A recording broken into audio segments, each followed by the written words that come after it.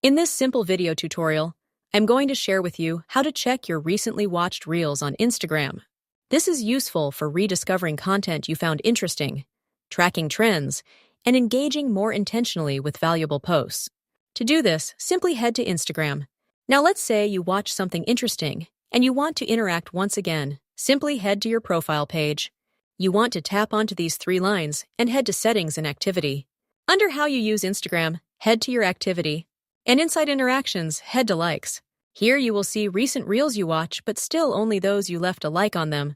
So if you didn't interact by liking, leaving a note, or commenting, there's no way you can track your recently watched Reels on Instagram. Well, that's how easy it is to see recently watched Reels on Instagram.